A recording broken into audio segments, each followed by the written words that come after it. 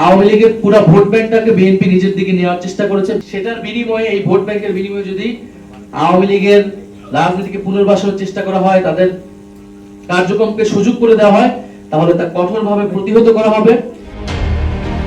ত্রয়োদশ জাতীয় সংসদ নির্বাচনের পর নওগাঁ, গোপালগঞ্জ, খুলনা ও ফরিদপুর সহ দেশের বিভিন্ন জেলায় নিষিদ্ধ ঘোষিত বাংলাদেশ আওয়ামী লীগের কার্যালয় খোলা ও দলীয় পতাকা উত্তোলনের ঘটনায় তীব্র প্রতিক্রিয়া জানিয়েছেন জাতীয় নাগরিক পার্টির আহ্বায়ক নাহিদ ইসলাম।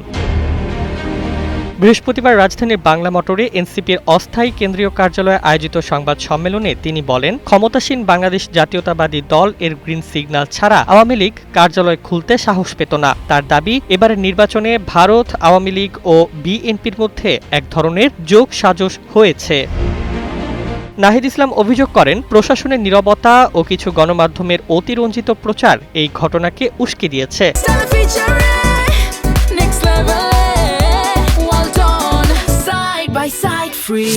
তিনি সংশ্লিষ্ট জেলার প্রশাসনের জবাবদিহি দাবি করে বলেন, অবিলম্বে কার্যালয়গুলো বন্ধ না করা হলে রাজনৈতিকভাবে প্রতিরোধ গড়ে তোলা হবে। জাতীয় সংসদের বিরোধী দলীয় চিফ হুইপ হিসেবে তিনি হুঁশিয়ারি দেন, আওয়ামী লীগের রাজনীতি পুনর্বাসনের চেষ্টা হলে তা কঠোরভাবে প্রতিহত করা হবে। একই সঙ্গে তিনি সরকারকে ফ্যাসিস্টদের পুনর্বাসনের দায়ে কাঠগড়ায় দাঁড় করানোর কথাও বলেন।